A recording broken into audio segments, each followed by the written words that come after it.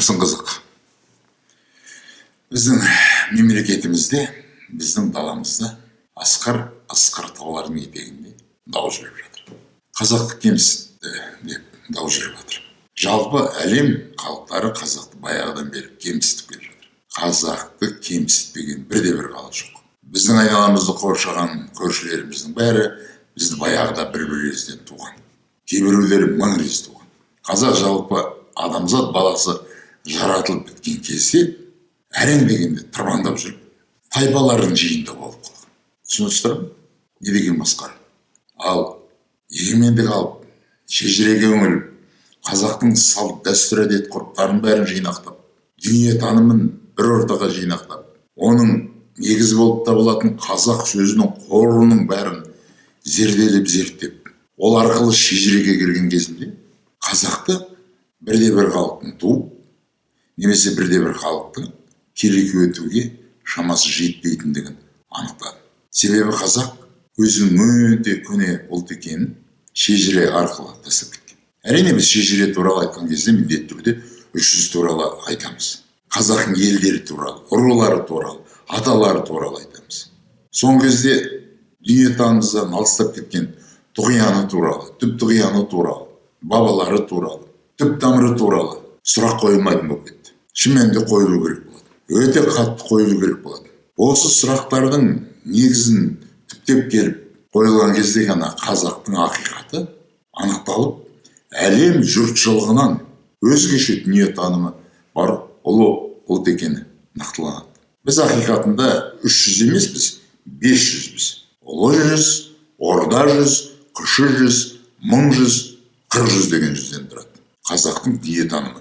Қазақтың дүниетанымында 500 бар екен. Қазақтың дүниетанымында 20 ел бар. 3 келе бар. Қазақ ұмытқан. Қазаққа ұмыттырған. Нақтылап айтатын болсам, ұмытқансың. Көкейіңнен жұлып тастағансың. 300-ге бөлінсек, бәрі бітті деп ойланатын жағдайға жеткенсің. Соңғы ғасырларда генетика ғылымы дамып жатыр. Цитология ғылымы дамып бара жатыр. Хаттылардың бәрін зерттеп бітіп, қолыңа мына сотовый телефонға дейін ұстатып қойды. Енді әлемнің ғалымдары жұмсақ мына клеткалар әлеміне кіріп кеткен кезде әлемді әдерт ететін 5 нуклеотид бар екен. Аденин, гуанин, цитозин, тимин, урацил деген. Бізде 500 бар. Осы 5-тік міндетті түрде белоктың ішінде орналасқан 20 аминокислотаны кодировать етеді екен. 30 ма? 5-еу жаңа тұрған 20-ны, ал бізде 20 ел бар. Осы кодировать етіп жатқан кезде белгілі бір 3 сат, оны ғылымда знак препинания дейді. Жаңағы өсіп бара жатқан әлемді белгілі бір шектеуде тоқтатады, өсуін тоқтатады. Доғарады, белгілі бір тұрпатқа алып келеді. Қайталап айтамын, қазақтың дүниетанымында 500 бар екен, ғылымда 5 нуклеотид бар екен.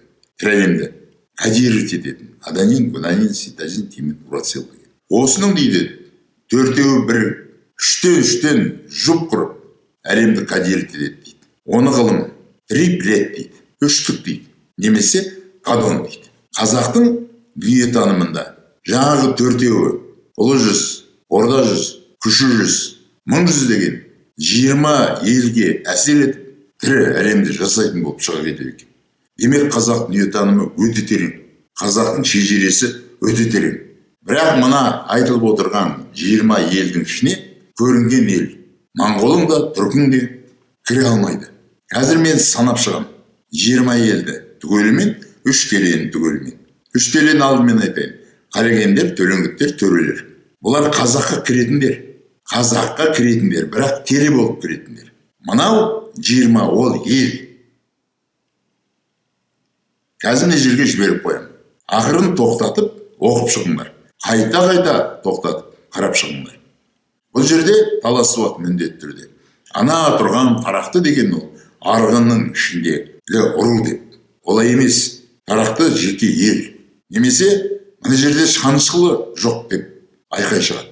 Шанышқылы деген дулаттың ішіндегі ұрудың аты. Адай деген жеке жазылу керек дейді. Мүмкін емес. Дегенсен бұл заңдылық.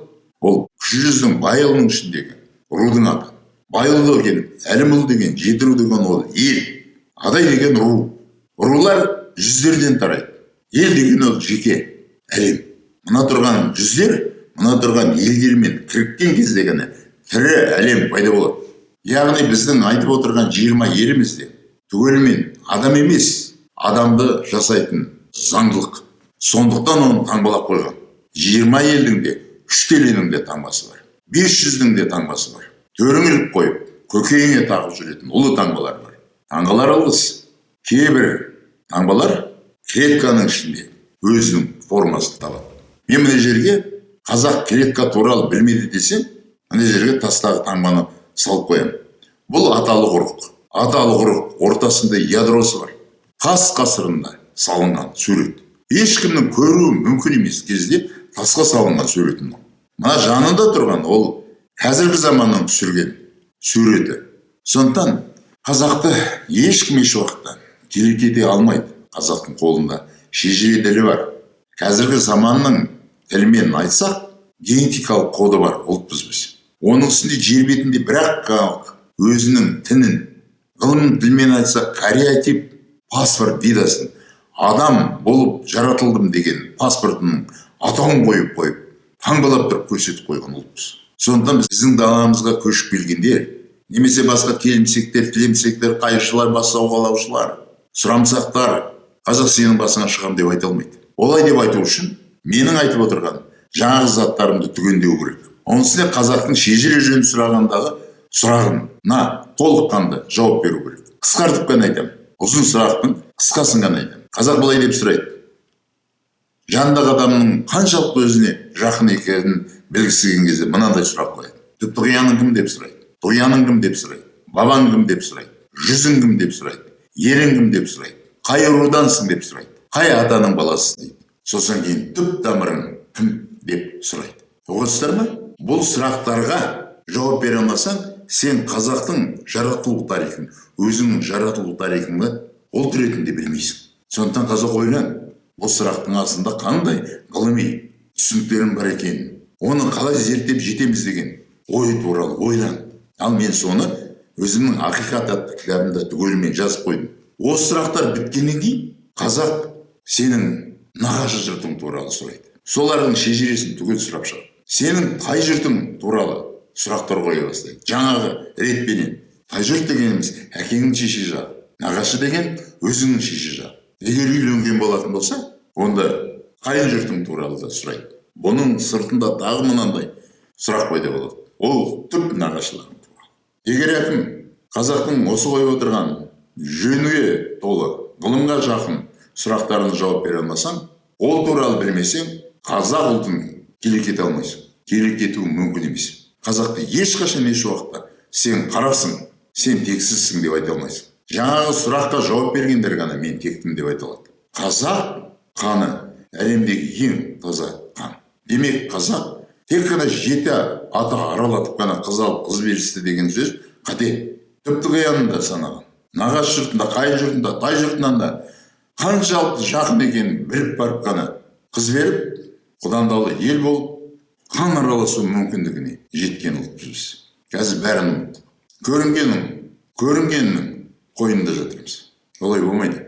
Қазақ тектілігіңді сақтау үшін мына жаңадан дамып келе жатқан генетика әлемінің заңдылықтарынан толық қанды түсінік болу керек. Ал ол түсінік қазақтың шежіресіне толыққанды жақын, өте жақын, таң қалатын жақындық. Басталды, тыңда, қазаққа тиесіні айтуды доғармаймын. Әзірге сау бол.